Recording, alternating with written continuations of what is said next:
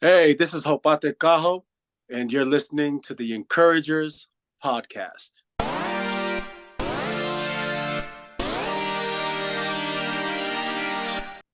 What's up, man?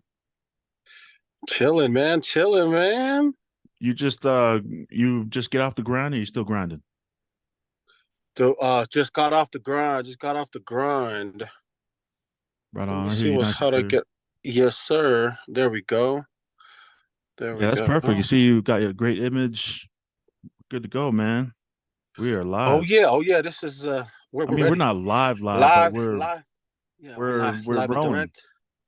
We're rolling, baby. Rolling, rolling. Man, you've been busy a couple last few months, weeks. Staying busy, brother. You're still hustling. Yeah, it's football season, so Mhm. got to get out to the boys. The boys' games is they're in season right now, hot. You know what I'm saying? The beginning of things. So with that, um, yeah, man, but just staying busy, bro. Staying steady. Nothing out of the ordinary, but Yeah, just trying to just trying to grind, baby. that's what's up. And for those listening in on this episode today, we have a special, very special guest. We go back way back through childhood, man. Growing up here in Reno, have my good friend and brother Hopate Kaho on the show with us today. And a lot of you don't know this, but I'm gonna give you guys some. I'm gonna put you guys up on game of the Encouragers podcast. So this whole Encouragers podcast, the name, the Encouragers podcast, came from this man right here, who we have on the show right now with me, Hopate Kaho. He was the one that he kind of exposed me to higher thinking. Actually, you did. You not kind of. You did. You Mm-hmm. exposed me to higher thinking. You helped me develop a different mindset. Before you had started bringing me around the worldwide dream builders with Scott and everyone, Jose. Shout out to those guys for listening. If you're listening in, man, this brother right here, we went to high school together at McQueen High School here in Reno, Nevada. It was such an interesting thing because you had a transfer, you had a variance to go to because you were zoned for another high school here in town.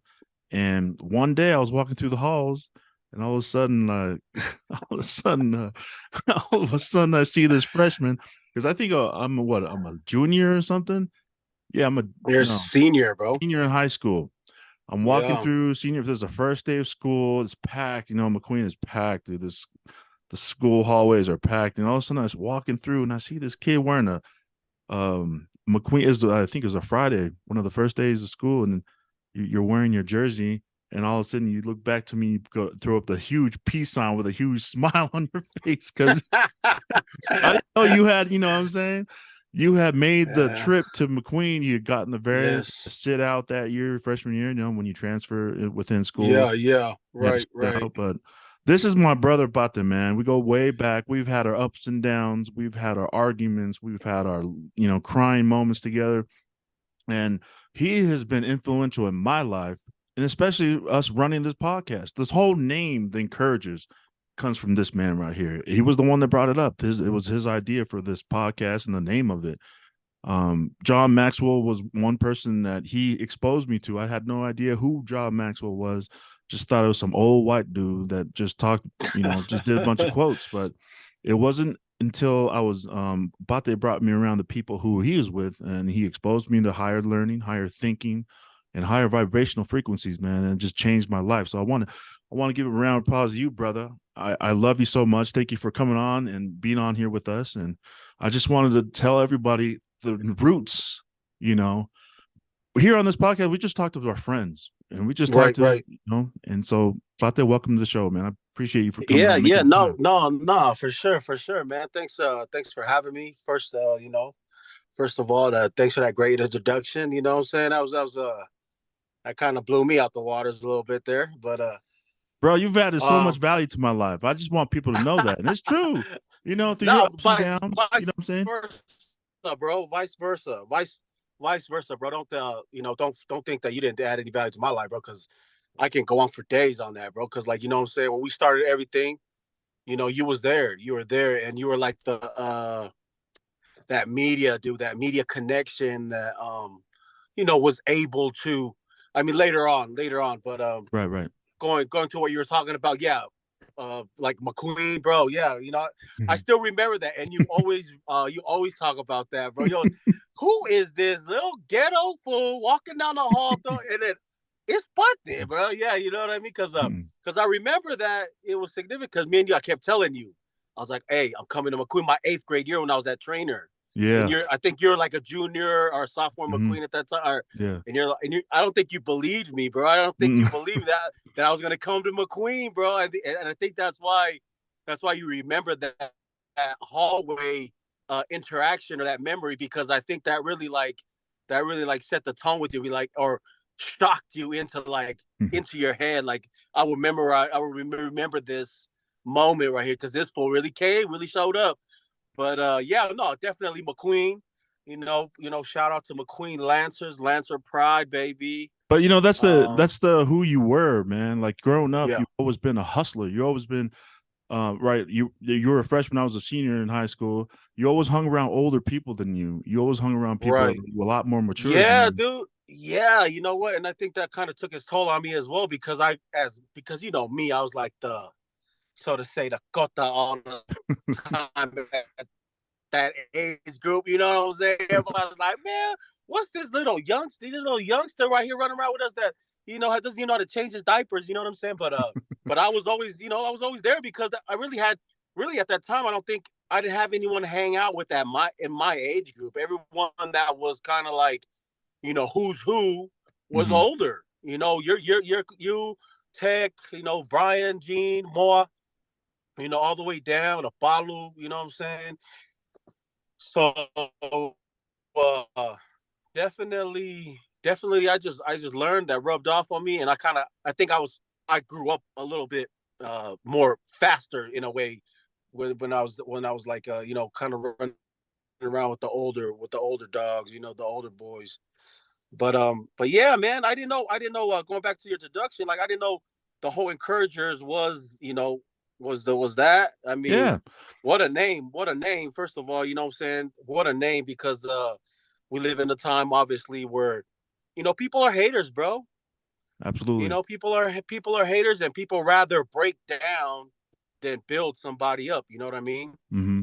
And in all things, and that's why when you name it the encourager, man, it's like the perfect name, bro, because it's a constant reminder to me when I see it that's what I need to be doing in life, bro. I need to stop hating and start encouraging. You know what I'm saying? And be an encourager and lift people up and look at the positive things rather than always taking away or always trying to, like I said, break down or hate or there's all these negative things that are we're just so easy to get sucked into.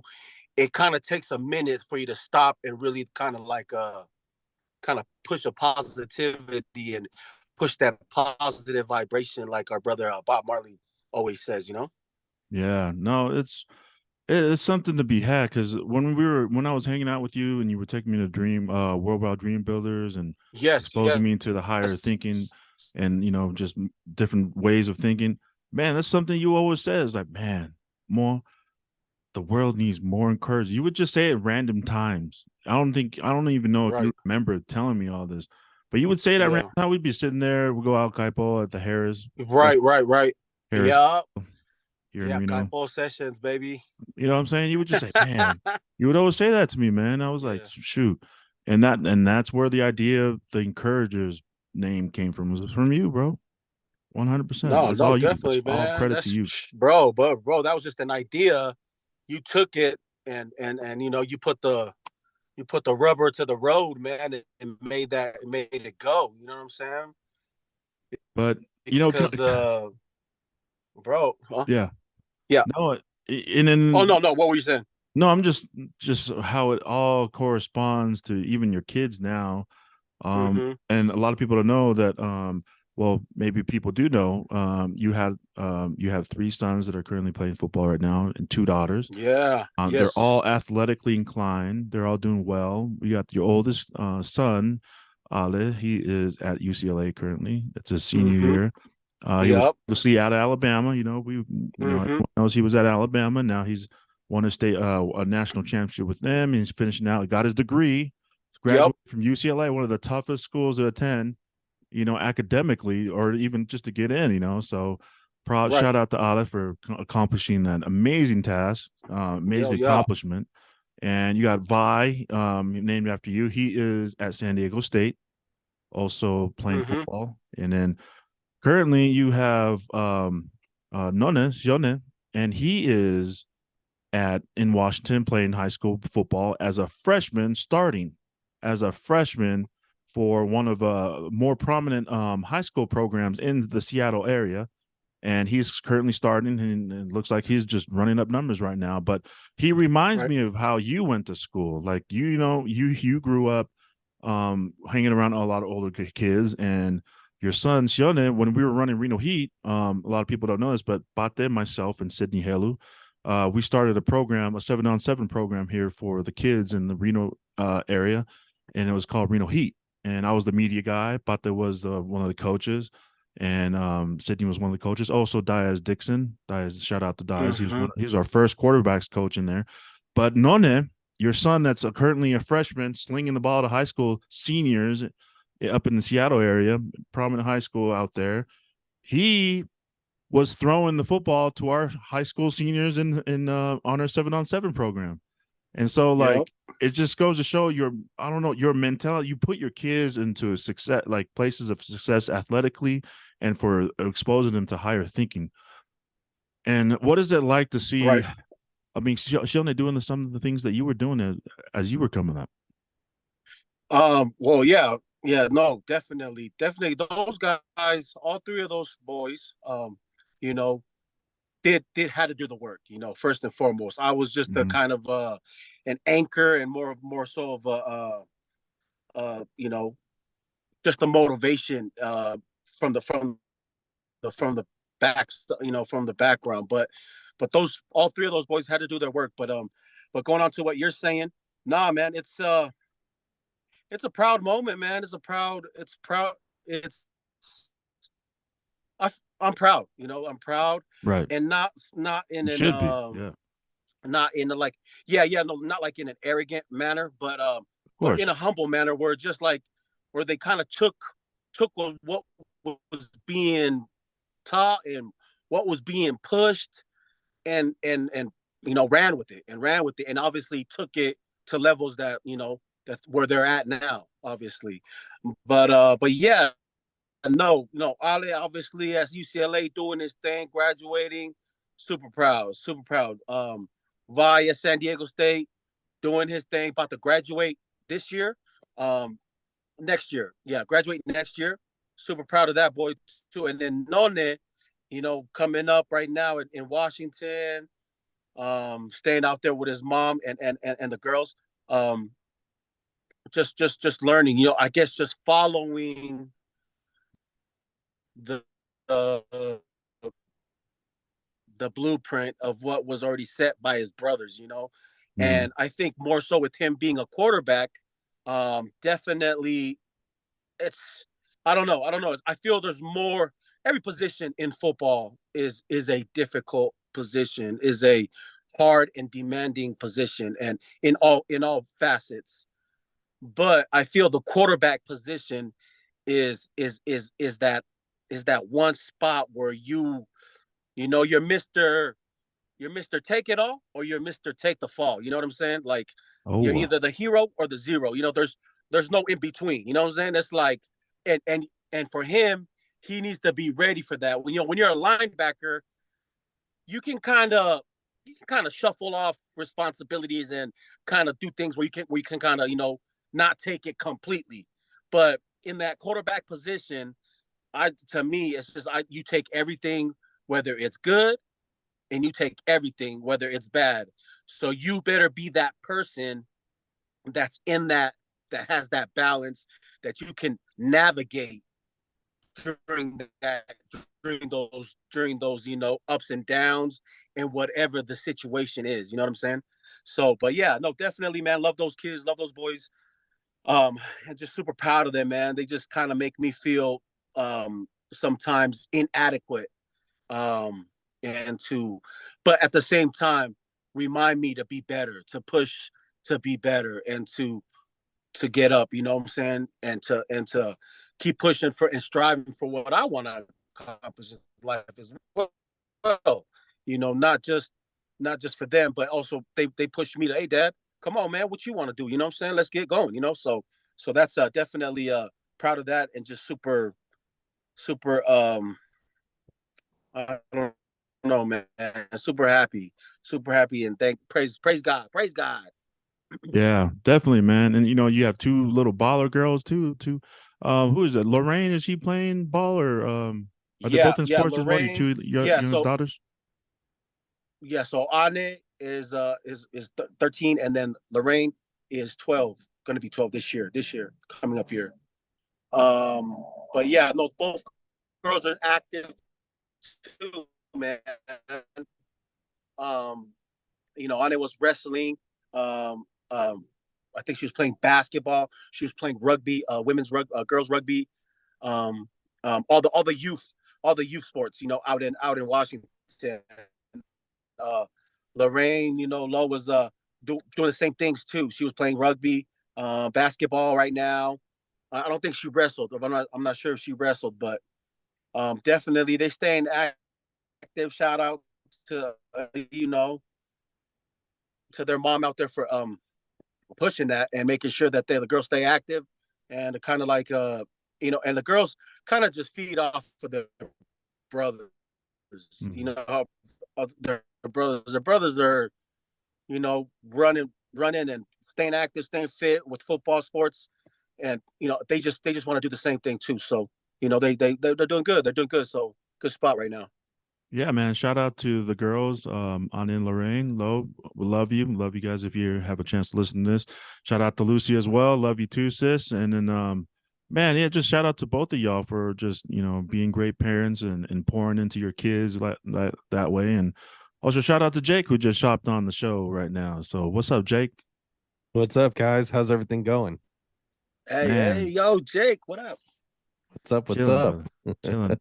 Yeah, we just caught up with this guy, just better getting started off here, but wanted to bring Pate on, just introduce him to our community and talk about where our name came from, the encourages from this guy. Pate was the one that he influenced us heavily on naming this podcast the Encourager Show.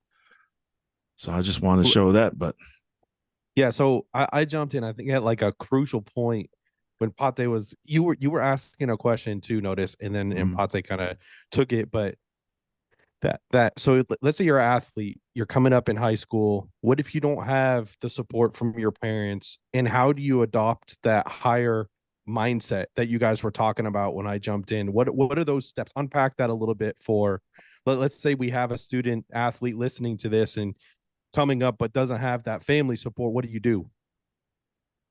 it's a great question. Oh no, that's definitely a great answer, man. That's a great question because coaching and being around youth sports and football, that's majority of the time the kids are there's only like one parent present, or there's no parents present, and there's and who's supporting is like a grandpa or grandma or a aunt and uncle, and that feeling like you're talking about with that question, Jake. But I think what it is you gotta buy in, and that's why coaches are so important, man.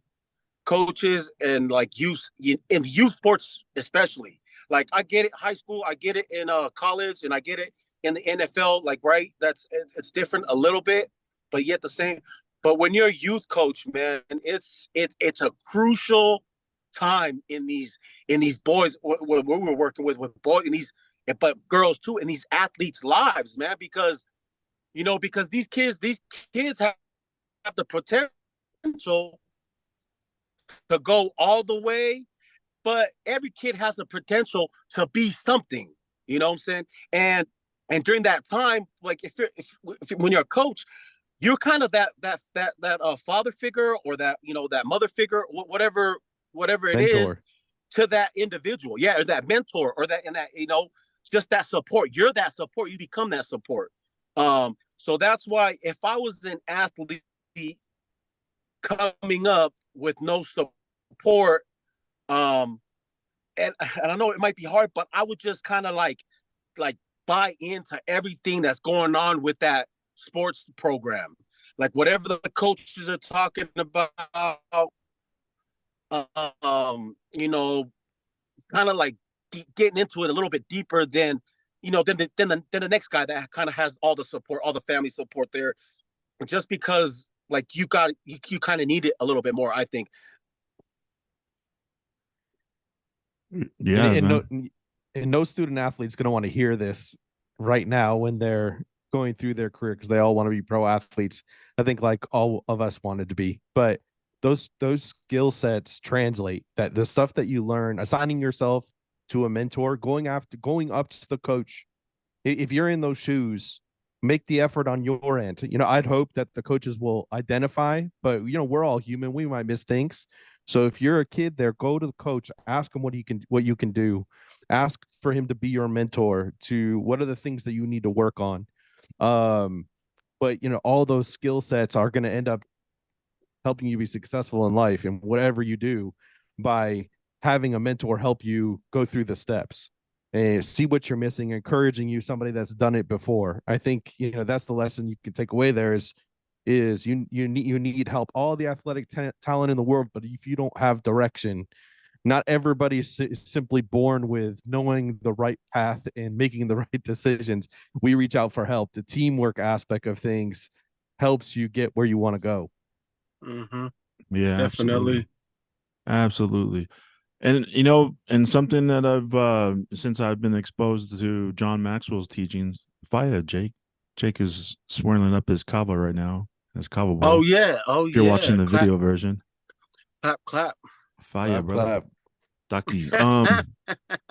Yeah, bro. Without fail, every episode, Jake is. Yep, there you go. Some fire. Yes, yes, I'm gonna have me sir. some kava a little later. Um, Yes, yes. But since Bate, he was the number one that exposed me to John Maxwell, and the reason why I don't know a lot of people know this, but John Maxwell, when he does his teaching, he's teaching directly from the scriptures. He's like he basically is taking all the principles that Jesus Christ taught, and he's converting it to a worldly aspect, so that normal people who um, don't follow Christianity or some type of religion.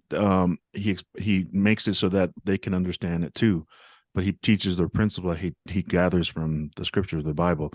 And one thing that he says, and it was just indicative of being a follower, a great leader, or having someone lead you, is everything rises and falls on leadership. Everything, period. And I don't know if you guys have been following Deion Sanders, but you see what that man is cooking up over there in Colorado right now, in Boulder? What an influence he is. Mm-hmm. He is, it's amazing, isn't it? He won a program that went 0-11 or 0-1-12 last year, just now surpassed their game winning record from last year. Let me ask you this though, Yeah. Notice. What's Okay, up? if you've been following Dion for a while, did you expect anything less from No. this? Right? You knew it No. was gonna happen. We knew it was gonna happen. Despite the haters. I'm telling you, you follow Dion, he's Mm-hmm. so inspirational, he's so driven, he's Mm-hmm. disciplined. He does the things he needs to do when he doesn't want to do them. I think that's the key Right. to discipline right there. Is Mm-hmm. motivational. You'll have ebb and flow motivation, but he's got discipline, and he's driven for a goal, and you love to see it. I love to prove haters wrong, and I love Right. to see haters fall, and they're out there. That's the in this day and age of the media take, right? To get you Mm-hmm. 30 seconds. Everybody Right. hate. I love to see haters fall. Yeah. Yeah. No. No. That's for real. That's for real, man. Sheesh. That man is coaching like he's still in the NFL though. Like he's playing. You know what I mean? That's Yeah. how he's coaching, and it's like, man, it's just crazy what he's doing out there, man. It's like, wow, I'm kind of a doubter in the beginning. Like I was like, man, I didn't know what he was gonna do at Jackson State, and then I was like, I didn't know what he was gonna do at Colorado State, but dang, it's like everything that man touches right now is turned into gold. You know what I'm saying? The gold rush at the Buffalo, the Colorado Buffs, bro. This So past Sunday, I most was at definitely, a man. That dude. yeah, no, I'm sorry. This past Sunday, Go ahead. I was at a church function, and I was talking, after the services, I was talking to some of the guys about, hey man, are you guys seeing what Dion is doing? They were like, yeah, man, oh my gosh, they're all bought, like those guys are all bought in. Like, that fool is changing that program. And one of the guys was like, man, did you guys know that, you know, during game day or the week of the game, they all turn their phones into a basket. Like no one has their phone on them during the game or like leading up to the hotel, the game preparation. That they go to sleep in hotels and before the game, right, or the night before. So I guess they turn in all their phones, all their electronic devices into a basket, and they don't get it until after the game. So like they Oh have no, dang. yeah, that's how locked in they are, and it kind of reminded me of that saying, who was it? Some like military saying, "Burn your boats." You guys know about Oh that, Jake? yeah. Oh yeah. Yeah. Yeah. It's actually. Go ahead. Go ahead, Jake. Oh, Were you I asking didn't Jake say more? anything. Were you asking Jake or throwing No, I that was just out there? anybody. Have you heard of that saying Yeah. of burning It's your actually. boats? Yeah. It was actually. It was a. It was the story of like the. I don't know what war it was, but some wars where like the ships, they came to this land, right? They came up to wherever they were at, and I don't know. I want to say it was like some Spanish dude. It's like some Spanish dude that did it, and he just told all the dudes once they hit all the boats that landed on the on the beach or whatnot, they're getting ready to go to war, bro. They're getting ready to like, you know what I'm saying? But he was like, burn all the boats. Like no there's no going back. This is it. Like, you know what I'm saying? We're like thousands of miles from the ocean from our homes, bro. There's because when it's just that it's that mindset. It's that mindset of burn the boat, bro. Like there's no like, lock the back or like what is it? Board up the back door, bro. There's no if we're going out of this house, we're going out the front door. We're not gonna retreat. Just like this talk about burn the boats. It's there's no retreat, bro. This is it. We're gonna die where we at right now, or we're gonna survive where we're at right now. You know what I'm saying? So that's I know what you're talking about with that, Namo, because I heard that at a talk one time for that worldwide function where a guy was talking about that, and he explained the whole history of that whatever that war was and burning the boats, bro. And he's just kind of talking about the mindset that to be successful, bro, you gotta kind of like you got to go straight on, bro, straight forward, and not be willing to give up. Sort of say. Yeah. That was an amazing take, by the way. So I looked it up while you were talking, and so that phrase "burning your ships" dates from 1519, when the Spanish expedition led by Hernan Cortes landed in Mexico. So good call there. He had to motivate. They were really tired from the journey. He had to motivate them to do what they came to do. So they scuttled, burned the Mm. ships. Dang, Yeah. that's wild, Pat, bro. Pate with the quote plucked out of history there. For real. Right, right. I'm not sure. Don't quote me on that, but I'm pretty sure it was one of the Spanish battles that happened. Yeah, that's wild, man. It just goes to show like leadership, it's important, man. Leadership is huge, and it's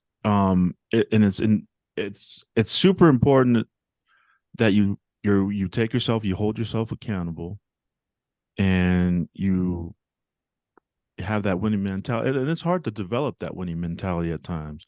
Not everyone has it. And I wanted to play this here. Just listen to this. I've pulled up that quote from Dion where he's talking about it and I want to share it. I just want to share it real quick because I thought this is one of the most inspirational things, and this is one of his first meetings with Colorado. Let me know if you guys can hear this. It's one of his first meeting with his players. To understand, we're going to win right now, not later. Right now. I don't know if y'all know it, but we're going to win. I don't know if you feel it, but we're going to win. I don't know if you can see it, but we're going to win. You got to understand, we're going to win right now, not later. Right now. Jeez, that guy came in with a vision, and he's just been executing it daily. Could you guys hear that at all? Did I? Yeah, his passion is contagious too. It's like get on board or get off, right? That's why I think how many players went in the transfer portal when he got there, and then how many 80. came in? Yeah. You know, you saw a bunch of people getting off because they weren't buying into that message. And then a Mhm. bunch of people were on that message. They like, send me over there, put me on that boat. Yeah, Right. and it's funny because one of the quarterbacks Yeah. transferred here to Nevada. That their starting quarterback that was there in Colorado, he straight came here to Nevada, bro. He's a starting quarterback here in Nevada. Yeah, and guess what? Idaho Vandals is about. Who did they play last week? Idaho State or Idaho Vandals? Idaho Vandals. Okay, they played Idaho Vandals, and there's these two kids that me and Bate and Sydney coached up. The McCormick brothers, Tommy and Sean McCormick, bro. Those two DBs, they played for us at Reno Heat. They used to drive all the way from Fallon to Reno to come make our practices, and then they would travel with us to our travel ball games. Those two kids they put a hurt on that transfer quarterback during that game. They rocked his world so much that the entire show. I was working the live truck. I was in the live truck running the scoreboard for the TV, Yeah. and they Yeah. rocked him so hard. The whole entire show, our color announcer and our sports announcer that was doing the TV show, they could not stop talking about Idaho the entire show. I was like, dude, this is a Nevada Wolfpack home game, and you guys are talking nothing about the other team. It was such a lopsided win. And Idaho Vandals is a FCS team, right? Mm-hmm. They're like a lower division. They're like Big Sky, and Nevada is a FBS team, and they're Mountain West. Yeah, Big Sky. And it goes to show, dude, man, ballers ball, bro. Ballers will ball no matter what level. If you're a baller, you're gonna ball wherever you are, and it doesn't matter, so to speak. Nah, for sure. Shout out. Yeah, no, definitely. Shout out to Coach Lalo Otuafi out there at Fallon with the Fallon Green Waves. Because he's the one that actually was talking about the McCormick brothers to Reno Heat. When we were there running that. And he saw that, and those dudes, not only were they like freaking beasts on the field on football, they were like 2-3 time state champion wrestlers, bro. Champion wrestlers, yeah. Like wrestlers, though. That's like one of the hardest sports out there is wrestling, dog.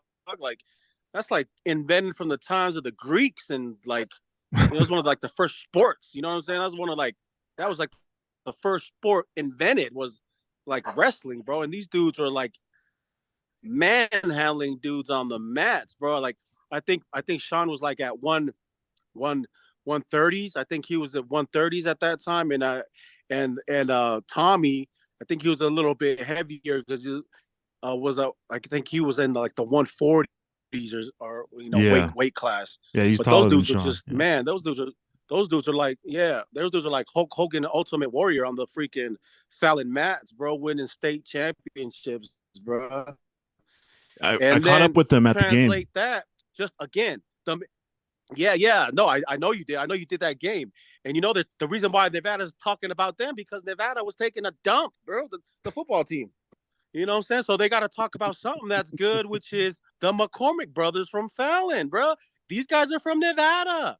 You know what I'm saying? I mean, shout out to Coach Wilson, but he wasn't even there. It was Norvell. It was Norvell that let these guys, we get out told here. Norvell about those kids, bro. He let these guys sneak out of the backyard, bro, and other dudes come from the other places and pull these guys that should have been suiting up in Nevada, Nevada blue, man. But yeah, those brothers, man, and their dad and that whole family was. I met the dad. We met the dad. We did that Reno Heat. Remember with that tournament? We went to that tournament with Reno Heat and did it in LA, and the dad was there also with Lalo. And man, the dad's a doctor, you know, super successful, like, you know what I'm saying? So those boys definitely, you know what I'm saying, they come from a great background, and just the hunger they got, man, you know, the hunger and just the determination. And me and you both know, to come out of Fallon, Mhm. that's like, you know, like that, the green waves, bro. Your mascot is the green wave, bro. Like, what is a green wave? First of all, you know, when I was a kid, I didn't know what a green wave was. But then I found out what it was. I was like, oh, okay, that makes sense. When the waves of the hay or something flow when it's green, it looks like waves when you're driving by the freeway and you're looking out there, that all that green pasture, and it's all like Mm. waving, and it looks like, kind of looks like a green ocean. Kind of, you know what I'm saying? Mm. That's crazy to me. But yeah, but those brothers were definitely rocking it on a Saturday, huh? And you were running that? Or what, how was that? Man, I was in the production of the live truck, and the whole time you just hear the whole show. They're just talking about them the whole entire show, man. And yeah, shout out to Lalo, bro. You put them on the map. You know, you helped them with their recruiting. But man, it was just, I don't know. But it goes to show, you know, not all times coaches have or know what they're doing, but it's indicative. Like, you see the mentality that Dion is doing over there in Colorado, and you see his influence from who he is trickling down to the players. And here's another soundbite I wanted to play that I thought was super motivational. Check this out. What about me would make you think that I care about your opinion of me? Your opinion of me is not the opinion that I have of myself. You ain't make me, so you can't break me. You didn't build me, so you can't kill me. You know what? God established me, so you ain't nothing you could do to me. I've been him. I've been a difference maker, a game changer. I've been that guy. So what would change? Not a darn thing. I'm not even playing the game, and you got an opinion of me. I love it, but I don't care. And I wish the world thought like that. Youngsters, if you're out there right now, do not give a darn what opinion people have of you, long as that opinion is not consistent of that of yourself. You be you.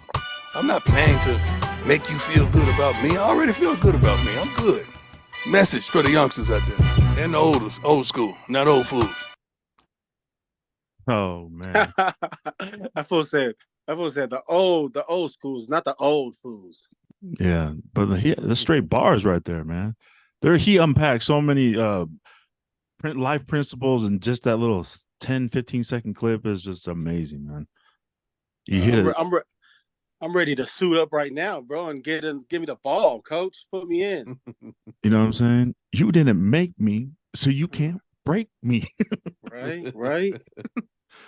Bro. The first line, I don't you didn't hear it, but he said this. Look at me.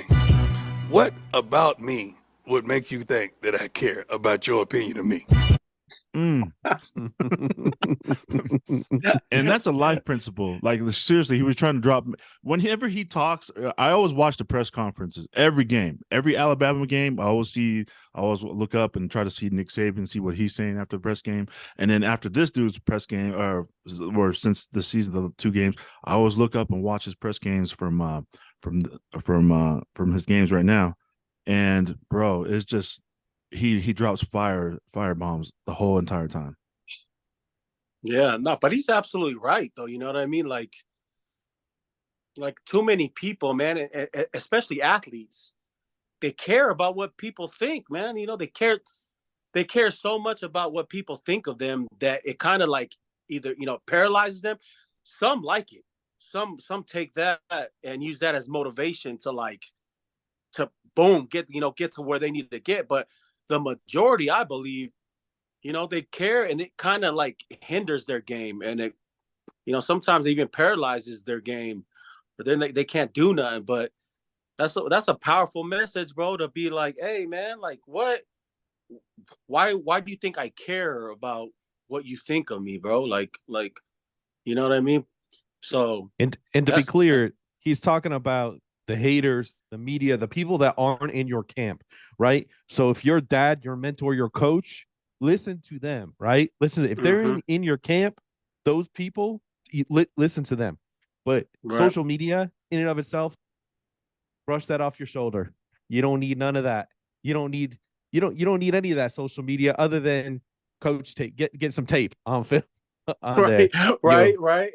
So because a lot of those things on there are just distractions from the discipline that you have, right, to accomplish your goals that you have there. So I think for some kids that are, be coachable, right, and still pay attention to the people that are in your camp. So, and Dion was special. He had a reason he could say this, right? Because he Mm-hmm. proved himself in so many different ways. But ignore the hate, ignore the noise, ignore the social media, ignore all that. Yo, no, no, that's a good point to hit now right there, Jake, because like what, 25 plus, maybe 30 plus years ago, maybe student athletes didn't have to worry about social media, or maybe I don't know, maybe longer, maybe before that, but like the social media aspect of it is more so what I feel like too, because you got people that from all over the world that can talk to you, that can tweet something, or that can Instagram something or whatever. You know what I'm saying? Before, it was a secluded group. Like when you grew up in your town, it was just your family or that town, whatever your rivals were, and it was kind of like just kept in that area. Where now social media just takes the whole. Now you got dudes in Florida talking to guys in Cali, or you got dude in China talking to a dude that's in Minnesota. You know what I'm saying? So it just opens up the whole spectrum of like what people can say to you, and if you're a person that you're really touchy feely, you're gonna be struggling. You're gonna be having a hard time if all you're doing is sitting there paying attention to your Instagram or to your Twitter or to your Facebook or whatever. So kind of like what you're saying, Jake, yeah, that's what Dion was like reminding these dudes, like, hey, bro, like social media and all these haters, bro, they got nothing to do with what you want to accomplish. You know what I'm saying? Don't let them, say anything or whatnot that gets you out of your feelings, when they have nothing to do with your goal and what you want to get done. Yeah, absolutely, man. If we could all just take that, what you guys are saying was absolutely spot on, man. But and that goes into your branding too, like social media, right? It goes directly into your branding. Like I remember when me and Ale went and sat and talked with Coach Saban. This first thing he said to Ale was like, "We're here to help develop your brand." When he said that, Right. I was like, "It's like what?" Yeah, we're. Right. That's the first thing he said to him during when we sat. Well, he said hi and everything, Yeah, you're right. but then he said, "Yeah, we're all our jobs here at Alabama is to help you develop your brand. So we're going to hold you accountable for what your brand, what do you want your brand to be?" Yeah. And for those kids out there that do not have the support right now, that doesn't have film on them, maybe you don't have any good game tape yet. Keep your head down and grind. There will be a time that you will have the opportunity to shine, but meantime, during your practices, practice like you're in a game setting. Because when you get to the game setting and you have the opportunity to be in a game, make every rep count. Because the eye in the sky, that's what the coaches go off of. If you're trying to get recruited for scholarships, all these coaches are looking at your high school film, game tape. They're not looking at your practice squad tape. They're looking at your game tape. So every chance you get in practice like it's a game situation. Because when you practice hard and during the game, during practice, when it gets to game time, they won't be able to stop you. That was my mentality in college and high school. Is practice. I had my hardest days. My hardest days were during practice, and I hope those of you that are listening, that are parents to kids that haven't gotten any offers, or are struggling to get recognized or get film or get tape, tell them to keep grinding, man. There will be a time, and to outshine your opponents in your practice field, in your practice days, so that when you get a chance in the game time, you'll shine. I don't know Think why. about it, right? Yeah. Think about practice. Think about practice. If practice is harder than the game becomes easy for you. It Yeah. opens up. It slows down, right? Mhm. Because you only know one speed, and that's your all within reason. But you practice hard. I'm a big proponent of that. Anyways, I was too damn competitive through all mine to practice going half speed. But I know there's some days where you got to rein it in. But with that as a mindset, that will really open up. It'll open up the game for you, and it'll things will slow down for you as well. Yeah, no, definitely, and it's crazy about that. Shout out to Nick Saban. Mhm. But what I was thinking when you said that, when you told that to Ali, is like, you know what, we're here to build your brand, because what is the top brand that all those players are under? What is the umbrella of brand? Which is Alabama's Roll Tide, bro. Mhm. So Nick Saban is like, bro, we're here to build your brand because we don't want you destroying your brand or making your brand look bad, because in all actuality that makes my brand look bad. You know what I'm Mhm. saying? So it's like, so make sure that we're here to build your brand, because we are all together in this, because everything is connected, right?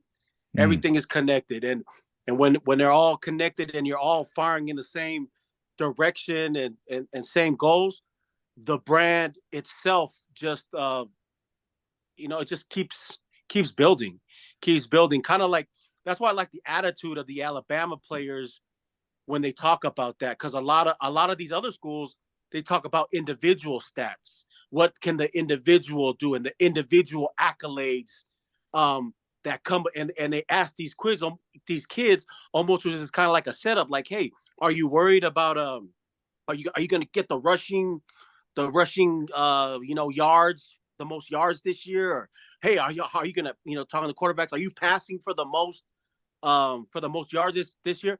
And that can kind of get a kid kind of off track. But with the Bama attitude and the Bama standard that's been set over there, all the answers of those kids are like, nah, we want to win as a team. First, everything they talk about is they want to win as a team. I want to do everything for my team to win, to look good. And then all those things that you're talking about with accolades and rushing and passing, those will come to me, but just by default, because I'm taking care of the team, which is the most important mentality and my focus. Because nobody wants a player on their team that's just worried about them, bro. We all know and seen those kind of players. When we're on a team, and all they do is worry about them and what they're doing and what they're saying, or whatever it is. But they're just kind of like, they're just into themselves, right? Like, kind of like, to me, when I was around those kind of players, I kind of just try to keep myself away to be honest. But that's why it's important to have that team, which is Bama again, and again Nick Saban, which is because it's coming from the top, from that leadership, and it trickles down. And those guys are talking about, hey, we win national championships, bro. We win these games. All them individual stats are going to come to be. They're going to come to me no matter what, And if not, it don't matter, because we won. Yeah. I watched Nick Saban's press conference this past game when they lost to Texas. Oh yeah, oh And yeah. How was that? you What know a him. game, though, man. Yeah, Hey, what a shout out game. to Texas, bro, and Sarkisian, bro. Coach Sarkisian had the burn the ship attitude that day, bro. Like, Yeah, we ain't we so yeah. But what was that press conference like afterwards? man. Well, first of all, let me encourage everyone to go, whoever your favorite college football team is. I like to learn from Nick Saban because he's a phenomenal leader, and I'm loving what Dion is doing. So if whoever you follow, go and watch their post game press conferences. You will learn a lot about how that team is running from their leader, from their coach. And one of the things that Nick Saban said, and he's like, he gave them props and everything. And he talked about they had high velocity plays, and he said that they play with they did a bunch of high explosive plays. And Explosive, yep. he said that's how they went. They that's their game plan for that game was to do high explosive plays, and it paid off. And Nick And they Saban, took and they took shots. They took yeah. shots like, And then Nick Saban, he's like, I give him props. That's how you should play. He said that's how you mhm. should play. It's a great way to play. That's what he said. And And then all of a sudden he said, but I blame myself. I take full responsibility for this loss because I didn't have my coaches right. I didn't have my players right. And that falls on me. And I was Yeah. like, oof, Right. mic And drop. it's crazy. Yeah, right. Mic drop. And it's crazy how you said that because I just read like a quote from Nick Saban about that too, where he's talking about there's a standard, bro. There's a standard that we play to, and if we're not playing to that standard, or if that standard is not met, there's no need to blame anybody else because he's talking about that's him. That's like when there's a standard and there's that to be played to, like you can't blame anybody else, bro, because it's on you. So he like you said, going along the same lines of what you're saying. Notices he put the blame all on him, like you know He what I'm saying, did. like right from the get go, like you know what I'm saying. So He gave he his first opening remarks was like, it was a tough game. Shout out to Sarkeesian. Shout out to their football program, and he was like, I take full responsibility for not having my team ready. That falls on me. I was like, oof. yeah, Jeez. right. You're talking about dude that's won like what 6 national champions, bro. Mm-hmm. But I just love that. I love that mentality, man, because he knows it in order to lead his troops, it has to start with him. And he knows that quote by John Maxwell that everything rises and falls on leadership. Yeah. And it's just like even it comes down to how we operate this podcast. If I don't edit, these podcasts are not gonna get out there. Right. We had a goal, but we had a goal. We had a goal Yeah. to do 100 podcasts this year, and Right. this will be podcast number 51. We're halfway there, Okay. and we got 3 months left. Right. Hey, that's like about 5 podcasts a week, bro. We still got to do the lightning round. Notice where we do. Your mic went out, Jake. You touched the cord or the little button at the top. Maybe you muted it a little bit. Got you. How about Oh, now? Yep, got you, brother. What were you saying, Jake? Oh yeah, how I was saying, one of these weeks we're gonna do a podcast a day for 7 days straight, and that'll kind of get us rolling. Whenever you're down, notice, let me know. I'm down. Starting October 1st, I don't travel as much, so Okay. anytime after September, I'm good to go. Yeah, well, remember I had a heart to heart with you, Jake, and then I told you like I need to be held accountable, and I had a heart to heart with Bate here. He actually switched my mind frame to another level that I hadn't been thinking about before, and he got me to commit to taking it more serious because he was telling me we had a heart to heart. We were just chilling, talking, and he's like, "Dude, there's someone out there notice that needs to hear what you guys are saying." And if you don't edit those shows, they're never going to hear that. You know, what are you trying to be, an encourager, or are you just trying to be just a get buyer? Right. And that's when I told you, Jake, I was like, dude, I need to hold my, Here's And, the other thing we need to do, because I was going to talk to you about this, and then both of Mhm. us got busy. Notice, but we'll just might as well say it on the podcast so we make ourselves more accountable here, right? let's do it. We invite all of us to the calendar, and we plan out a month ahead at least. Mhm. All the ones that we have, all the shows that we have, invite everybody to it, so Mhm. that way everybody knows what we're doing. And of course, it can be edited, right? But Yeah. when you plan, you're planning for success when you plan a month ahead. Come on now. I love it. Right. I love it. Yeah. You need different people in your lives. If you're listening, you have to surround yourself with people that have the high mentality, high vibrational frequencies, to high standards, high vision.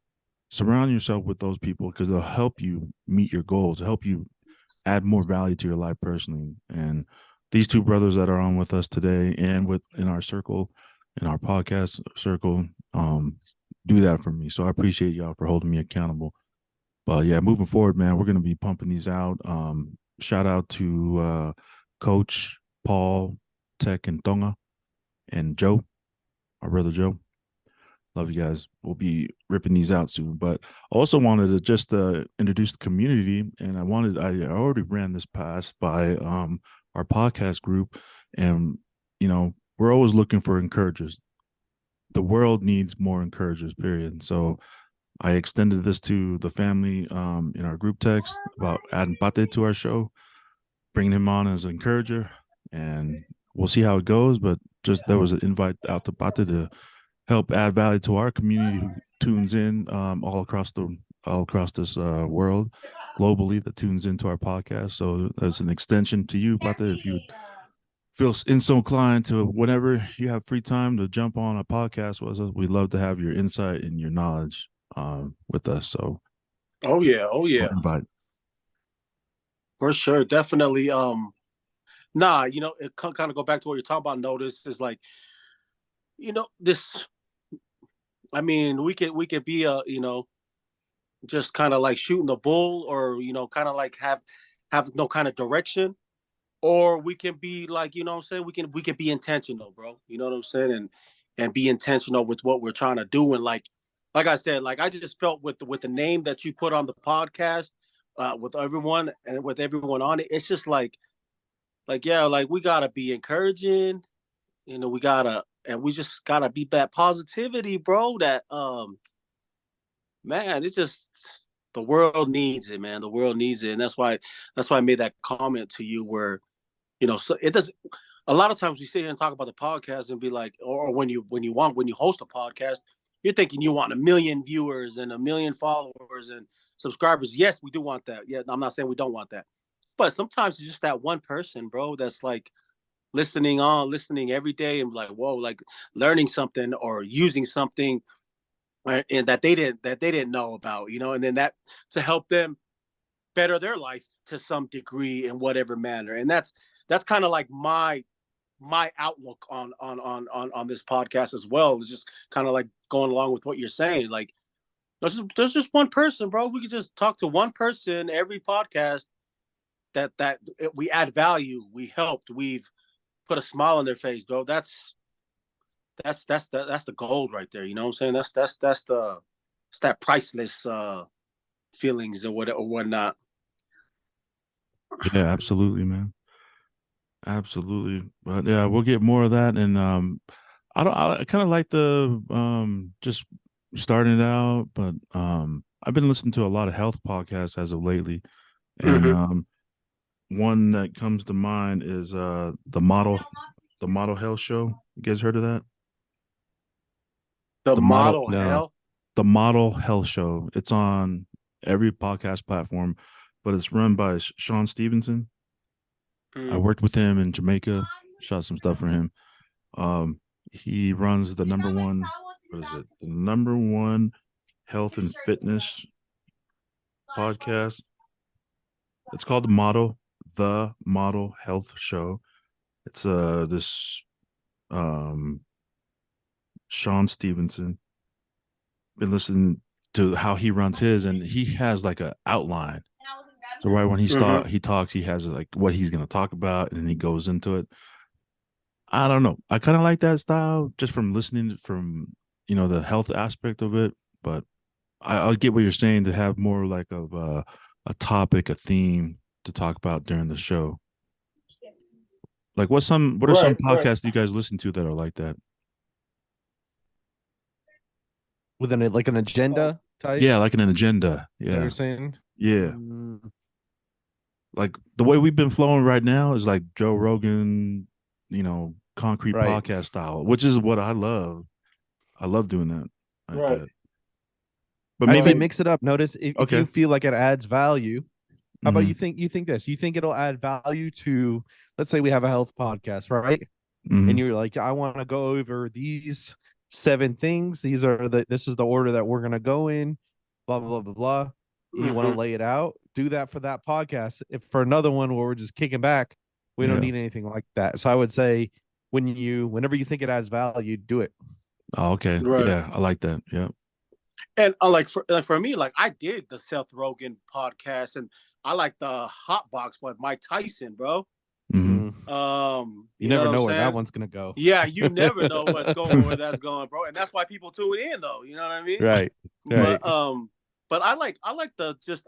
I mean, I don't want to be hardcore concrete on like a topic, and we got to stay Oh, on it. yeah. I'm more so just have like a flow of topics, to just kind of ease into as we go. Like, when Yeah. we because when you're in a conversation, when you're talking, you can tell the ups and downs and when it's really good, when it's really hot, and then you can kind of feel it when it's like, okay, we've come to the end of this part, and then kind of like boom, once you feel like everyone's kind of like tapped out on anything to say, then oh, hey, what's up with this? They'll move to another topic where kind of like the interest is brought back and the convo is brought back and everybody's focus is back in on it. But I mean, definitely podcast, whatever. I mean, whatever you feel like doing, obviously, but it's more so like I like that just flow in, hot boxing, Mike Tyson. But those guys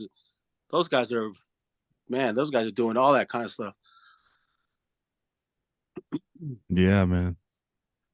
Yeah, man. But yeah, with like, I don't know, with like what Jake was talking about too, like we can have like serious topics too, where we can kind of dedicate a whole podcast for that. But I feel like at that time, then we got to start doing some research, and then you kind of got to like people's got to know what they're saying. It's got to be backed up by facts rather than just kind of having like a normal conversation with a bunch of buddies over the Cabo Bowl. You know what I mean?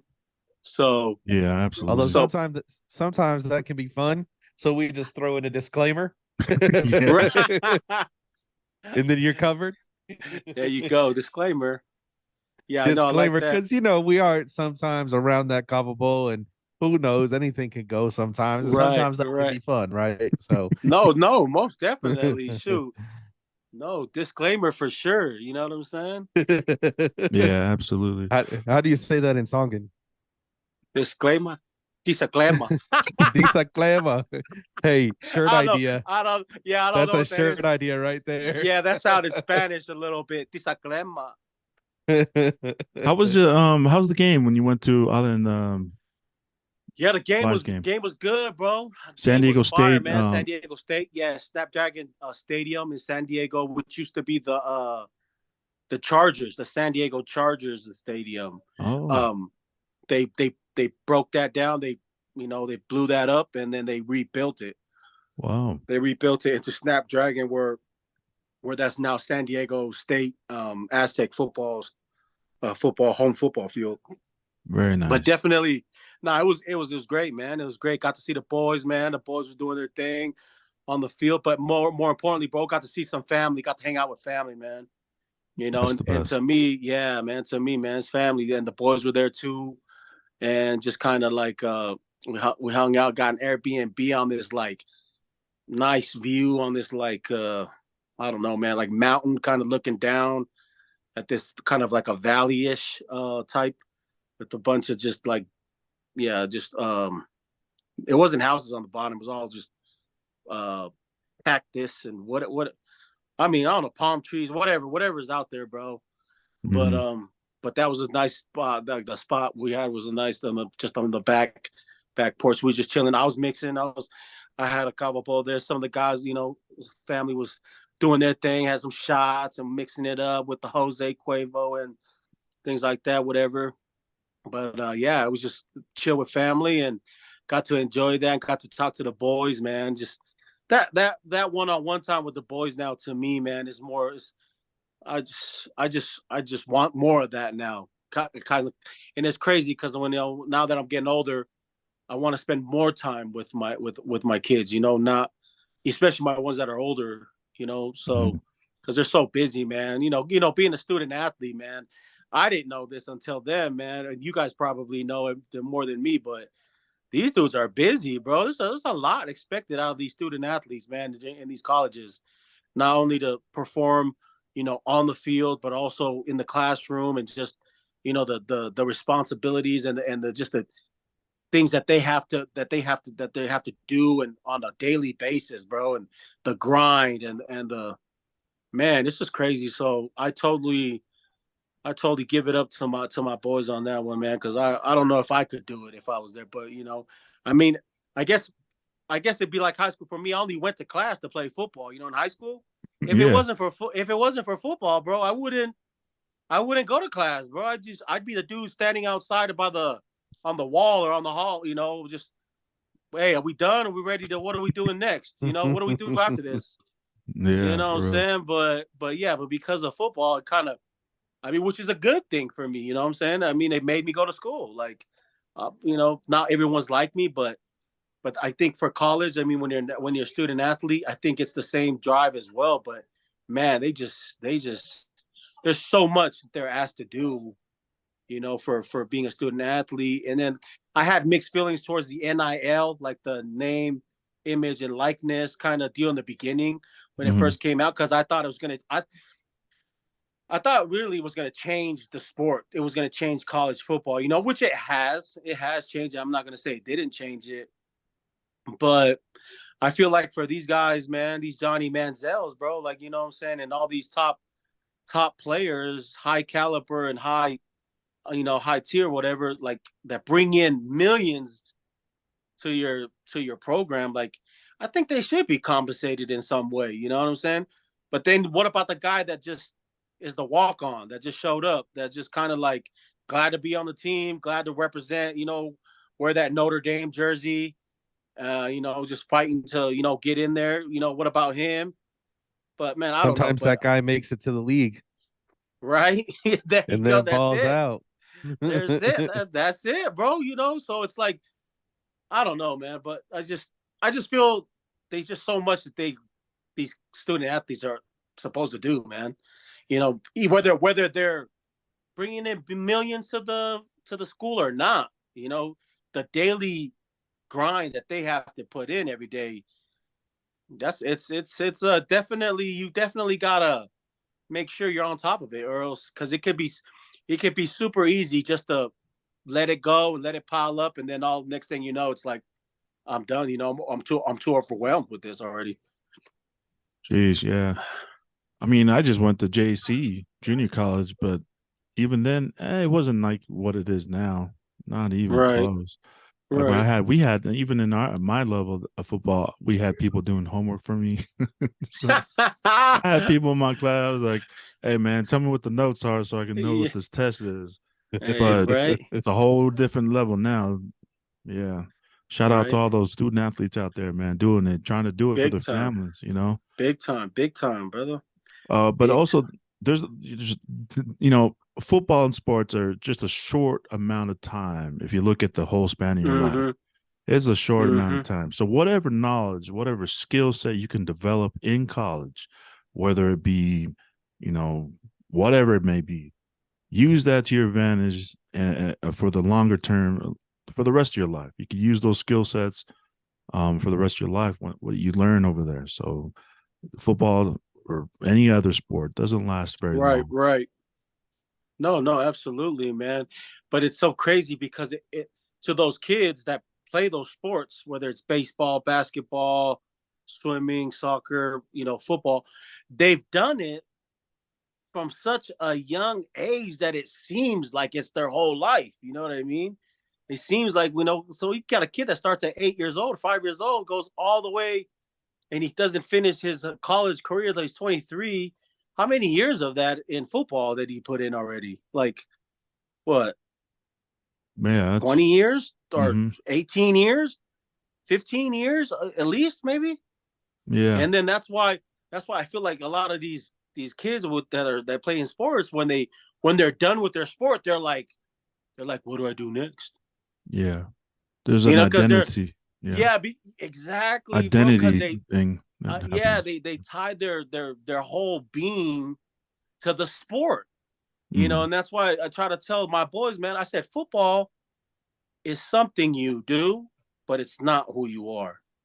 Mm. You know what I'm saying? Like, it's something you do. Like, okay, and like want to tell my boys now, like, hey, okay, we've used the sport, the tool of football now to get you where you're at now. Got you this free education, got you all these crazy experiences and all these, and you've seen, met and rubbed shoulders with all these players that are whatever they're doing, whatnot. So football was the tool for now. Okay. Now we got to find the next tool for the next 20 years now. You know what I'm saying? Because like you're saying, these kids are done with sports, even if they go to the NFL and play 10 years, they're still done like at 30, 33, 34. Now you're looking at what do you do? Like, when you're 33, 34, that's for most, people, that's when they still start getting into their careers. That's when they start. That's when they're like getting going. And you're talking about a kid or whatnot that is went all the way, or whatnot, or ended in college or whatnot. And you're still young, bro. And you still got plenty of life and plenty of moves to make. And that's why kind of like what Jake was talking about earlier, super important for these kids that hold on to those skill sets, to the things that they've learned through playing the game or playing the sport, to be able to make the adjustments in life, to adjust and to pivot to the next lane or whatever it is that they want to do. And that's what's so crazy about these athletes now is you see a lot of these football players now, they're like gearing up in all different lanes now. They're all in different avenues now while they're playing. Some of them are making moves while they're still playing and building businesses on the side and getting real estate and doing all these things now. Where they're making way more moves because they understand that reality where, hey, this sport right here, it's not, it's not gonna take care of you, bro. You know what I'm saying? Like it's not gonna take care. You're not getting I don't know. Not everybody, I don't think, is getting like a retirement plan or whatnot or a 401. I don't know, and I could be wrong, but most of these dudes aren't getting that. Most of these dudes are going in on contracts that are like 3 to 5 years or what, if you're lucky, and if not, you're like in a 1 to 3 year contract, and you're getting whatever amount of money you're gonna get, and you know what I'm saying. Now then you kind of just hey, figure it out now. You know what I'm saying. So these guys got to understand that reality. If you're only in there for 1 to 3 years, you're still making maybe $600,000-$700,000. That's still a lot of money, I think. So you can still make investments and adjust with those, but but I just feel like the athlete now is way more conscious about their finances now than like back in our days when dudes were just like blowing their money on houses and cars and then thinking they're going to play in, if there for a while, whatever. And that obviously ends up not being the case for more so than not. Right. And that's where the parent influence is going to come in so strong too, because that's the biggest influence. At the older you get too, as a kid, like coming up, the older you more to realize how much of an influence your parents had on your decision making, who you became as a man or woman, right? So, right.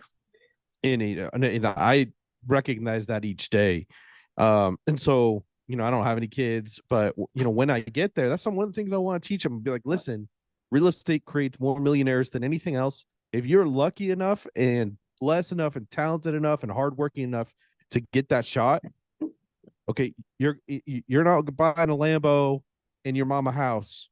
You're buying 5 houses, which then that income you can rent back out. You can keep all that income because it's your second job, tax free.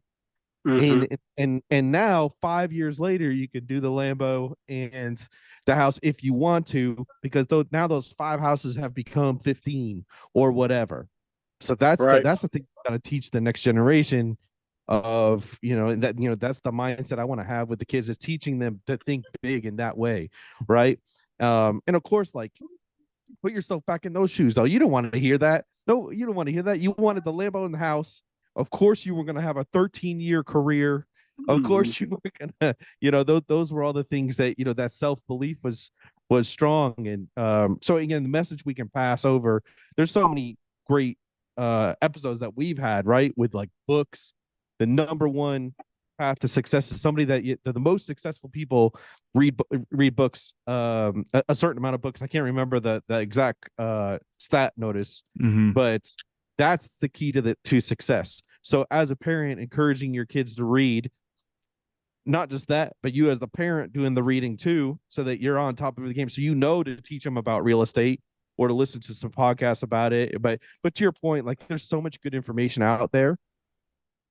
And if your kid is in a good place to succeed, I think that's that responsibility's got to fall on us to help prepare them so that they can make that choice. Right. A little bit better than like you said. I mean, at least the information is there to present versus where it was, 20 years ago. Yeah, no, definitely. And I'm going to try to shoot back even farther, because when I say 20 years ago, I'm like, dude, you're still running around 20. So like, I want to shoot back like 50 years ago, bro. Because dude, 20 years ago is that I think social media was still around. Yes, it was, bro. You know what I'm saying? So like, yeah, like 50, 60 years ago, bro, like those athletes didn't have to worry about any of this stuff, dude. They didn't have to worry about somebody tweeting from, all across the country telling them how he sucks or whatnot. And he's playing here in Reno, Nevada, you know what I'm saying? So we only had MySpace. That was like the very right, beginning yeah. days of Facebook. And even that, people were just too worried about updating their new latest song or their like background than more so worried about what people were saying and doing, right? Right. It was about your page looking. Yeah, looking right. And how tight. is Your it top 8 sounding friends. tight? Your I top want to 8. be your top 5. But yeah. But it's crazy how you talk about that, Jay, because I think I was like hearing something about Klay Thompson for the Warriors, bro. Like his dad was his like financial advisor or financial whatever, basically a dude running his finances, and he was giving Klay Thompson allowances, bro. With like he was running his money, and Klay Thompson wanted to buy the big mansion. His dad's on, nah, bro. You just getting a 3-bedroom apartment, bro. That's all you need. 3-bedroom apartment. I want to get the Lambo. Nah, bro. You get a nice Acura. Beamer. Yeah, Acura, BMW, whatnot. Get something nice, but not not Lambo-ish or not Rari-ish, but so like definitely like I mean no one was doing that 40, 50 years ago, bro. Like, so like now definitely the game has changed where more players are aware of their finances, but there's still so many that aren't.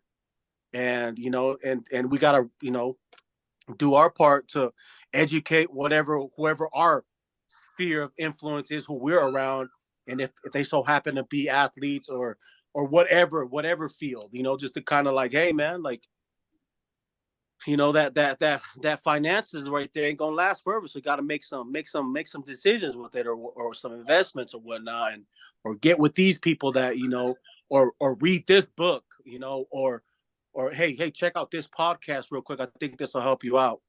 And so definitely, man, there's so much information, bro. So much information out there, man. Good information, but also when there's good, you can get the bad ones too. Yeah, there's a lot of information out there. They say that we're moving into the age of Aquarius, which means it's the age of more information and more access to information. So I think that's the way we're moving. All these kids are seeing that, you can become a millionaire off of more real estate investments rather than playing a 8-10 year long professional career in sports.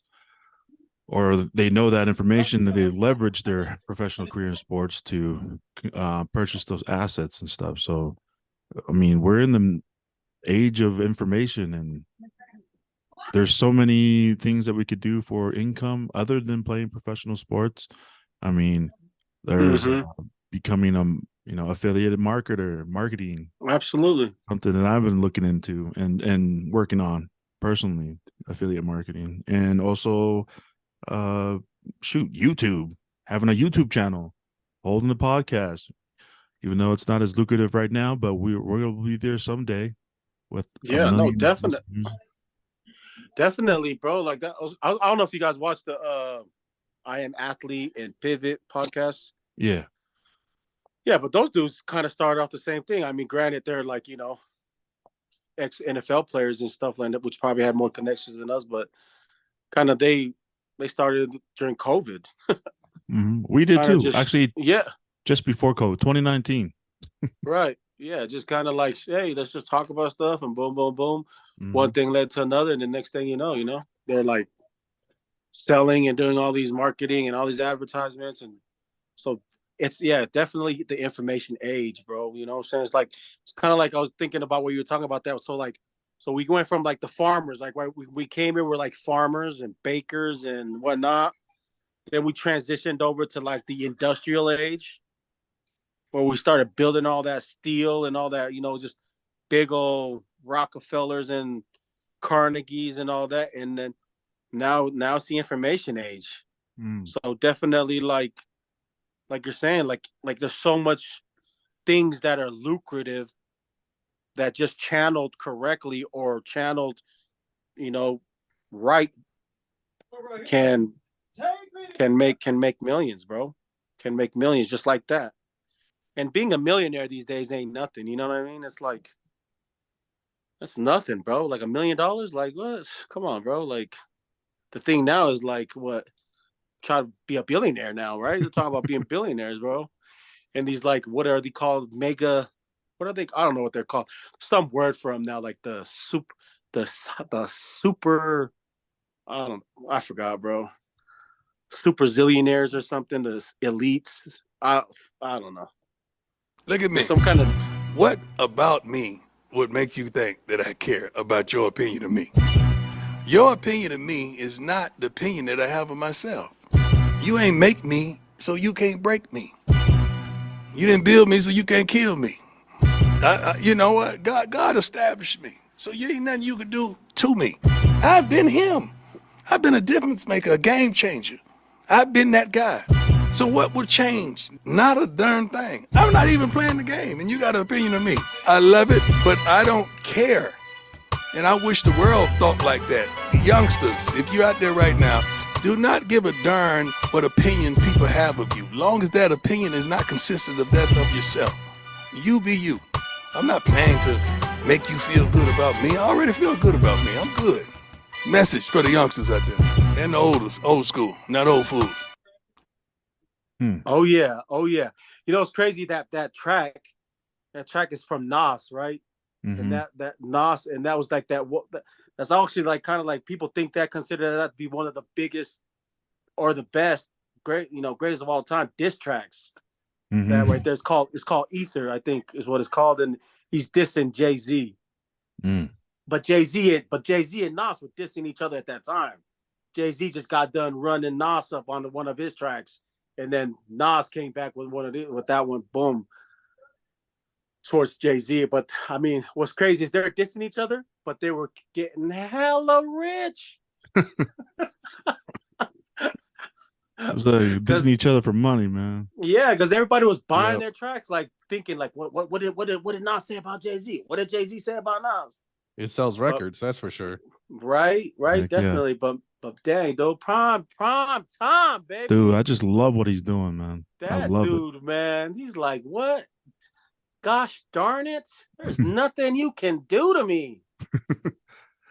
Sheesh. Yeah. On that note, man, this has been a great podcast with you. Hopate, thank you for coming on again, Jake. Hey, yo. Thank you for adding value again.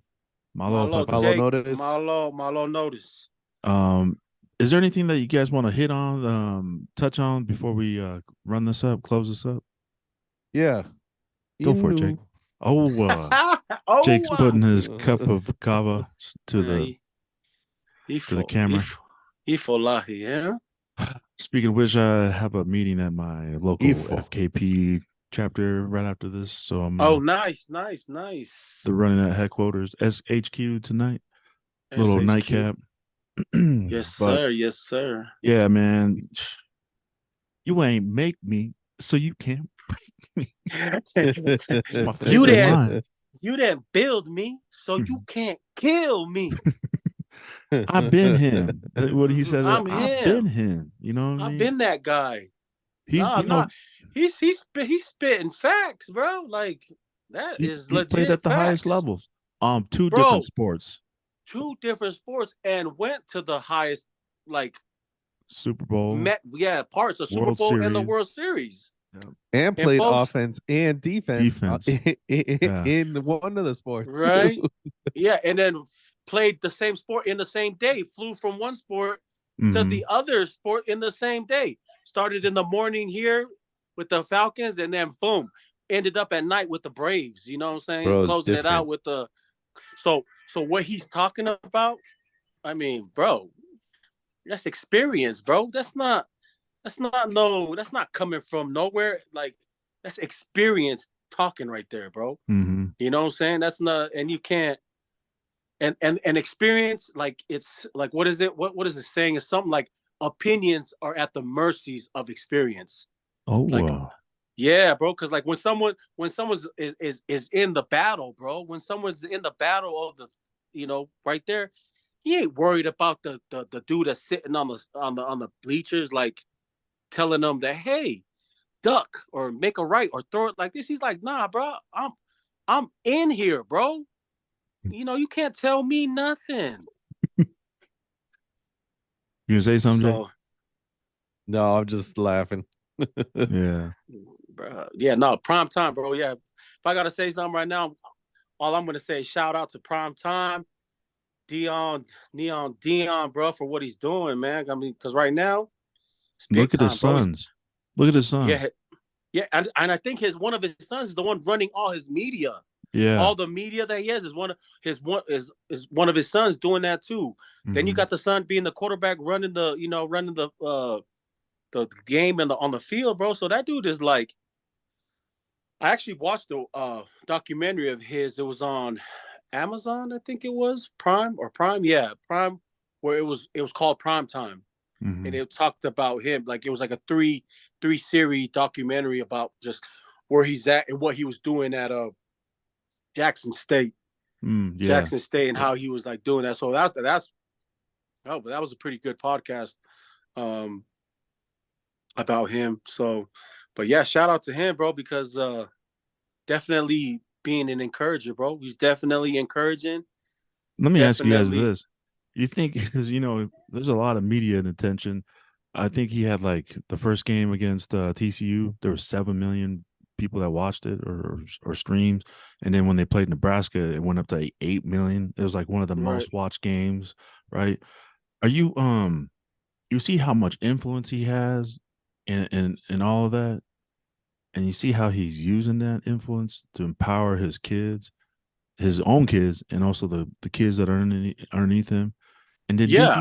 you see the AD come down to the field and was crying, hugging him, like they embraced at the middle of the field or something, and was like and bawling because he went out on the line and got all that money for Dion to get over there, and look what he's doing. He's changed the whole, not just the program, but the whole city around. See how Right. much influence that. See what it means to be a leader. Like, I mean, to have that How much. many kids are going to want to go there now? That's what I'm saying. That's why I wanted to hit on it. If you were another coaching staff for another college football program, and you're watching this dude move, wouldn't you want your head coach to move like that? Yeah, but you know what? At the same time, though, like not too many head coaches can move like Dion, though, bro. No, they don't There have the wasn't accolades. there wasn't too many NFL players that could move like Dion when he was playing in the NFL or Mhm. when he was playing baseball. But but yeah, no, I see what you're saying, and that is like that's just I don't know how to explain that, bro. It's off of Everyone's it's like watching him, bro. All eyes are on him. it's his leadership, bro. Like you're talking about, everything falls rises and falls on leadership, and he's taking leadership to another degree. I don't think, actually, I take that back. I don't think he is. Here's another thing though too. I think more people are tuning in to watch him break down also. Mm. More so, like as many as there are cheering for him. All of us in this podcast know there is 10 times the amount waiting for him to fail. You Mhm. know what I'm saying? Yeah. Because you're talking about that 7 million and 8 million viewers that are tuning in. I bet you, maybe out of that 8 million, 3 million is cheering. Hey, let's go, Dion. And Mhm. I bet you 5 million is like, I can't. What is this guy gonna do, man? When is this guy gonna mess up? You know what I'm saying? Like just So, but bro, like His he's game day doing. speeches are something to be. Did you see the game day speech he did before they went and played Nebraska? Yeah, and I've never heard a game day speech, and then give me my theme song. Play me my DJ. Play me my theme song. Like I heard Yeah. of the kids and the players like Mm-hmm. playing a theme song, but this is your head coach saying play me, give us our theme song, bro. Man. So so that just goes to show that influence, bro, and that is super. I mean, the dude is doing like prolific, outrageous things right now that like it's never been done, and almost to a degree, and let alone a black dude, bro, a black Yeah. dude doing that. You know what I'm saying? Because he was talking about something like that too. It's like y'all see a black man and coaching 75% African Americans and a black confident father. Whoop-de, they saying like y'all are uncomfortable. He was kind of like pointing at the media and kind Yeah. of like saying like y'all uncomfortable when y'all see that, but then also he was like, but we ain't going nowhere. We gonna be here. We're gonna be here. We here. So we here. We here. We ain't coming no more. And So it's a great thing because one of John Maxwell again. If you guys, I always talk about him because I was introduced to John Maxwell by Pate, but one of his most famous quotes or one of his most famous definitions of the law of influence is the true measure of leadership is influence, nothing more, nothing less. right. And you see that what this dude is doing, his influence is so impactful that the whole town, the whole city turned around. Yeah, dude. And the dude had like almost cut off his like leg, his ankle got cut off, or his His toe, or I foot, don't know. yeah, his His foot. foot got cut off. Still making it to practice right after it was done. We woke up. Mm-hmm. That's yeah. It just shows what he's committed to, bro. You know what I mean? So Yeah, for sure, bro. Definitely. Shout out to Dion. That's my dude for this podcast right now. Like my yeah. encourager. My encourager is Deion Sanders, especially when he keep playing those sound bits, bro. I'm like ready, bro. I'm ready. Like I'm Yeah. ready to do something. I mean, I'm ready to go clean this toilet, bro. Put me in so I can go pull my quad the first play. Put me in. Oh yeah, Jake, Yeah. how is your quad, man? How's your leg doing? I'm good to go. I'm good to You go good? again. Oh, okay. Yeah. Jake had he went up to Alaska on a family reunion trip and he pulled. What did you do, Jake? That we were playing kickball with the young kids, man. On the first one, I Oh. was like, I used to play soccer. I was like, I got it. Hold on. You guys might want to back up, right? In my Yeah. head, I'm Right. thinking this, right? Right. I shanked it so bad. And I Oh, pulled my quad Oh. trying to kick it. I was oh like, my oh, gosh, things are Double not the whammy. same. Yeah, things are not the same. bro, you went Should have full done send. You went should have full done send. yeah, not full send. It was like, I don't know, 75%. I was just gonna give it a good little blast. Mm-hmm. Yeah. Man, it's like I gotta do my stretches and my warm-ups before I get out there and do anything these days. Man, what Bro. my question is, who was the girl that you were trying to impress? Who was she sitting in the stands, or were you Oh trying to kick to no, her? it's all my little nephews, man. All my little uh, nephews, Maka's sons were all there. You know, uh-huh. I'm Uh-huh. uncle, right? So I Yeah, gotta show them Yeah. how it's done. I there can't you be go. just sitting on the side the whole time, not trying Right. to. Yeah, so learn my Yeah. lesson right Yeah. quick. Definitely got to do a little bit more stretches. I feel. I mean, yeah. I felt me even trying to run. Like if I run and I try to feel like I can get that second gear. Nope, nope. It's Body's like like, yeah, yeah. The hold up. body's like nah. Oh Hold yeah, up. you Yeah. youngsters out there listening to this, y'all, you'll know, You'll you'll know find soon out enough. Yep, Oh you'll yeah. once you find hit, Enjoy once you your hit. yeah. Enjoy your flexibility. Enjoy your it. your Mobility. youthfulness. Yeah, your mobility. Right. Well, yeah, this has been an amazing podcast. Thank you all for tuning in, and thank you for Pata for being here. We're gonna go Yo and close yo. this up, and once again, subscribe to our YouTube channel. Please help us reach 1,000 subscribers. That's subscribers, where that's one of our goals. Please spread the word on that. And again, Anything else, Jake? Anything? Shout out to Good Vibes, Alpha, and all of our other sponsors. That's right. P, Pate. Yo, no, thanks for having me on, man. Shoot, love this, man, and definitely I felt encouraged. so Right on. so and they say that's the was it is the sign of a good circle of influence is when you leave, do you feel better than when you came in? Oh, So for me, leaving after this podcast, I hope the listeners, anybody out there, a listener, got something out of this where they feel kind of better and they can use in their life and kind of move forward. But as for me, yeah, definitely encouraging, being that encourager, reminding myself to keep on uplifting and encouraging. Just make sure you do your stretches first. Oh, and yes. Thank you everyone for listening. Have a great week. All right, have a good week.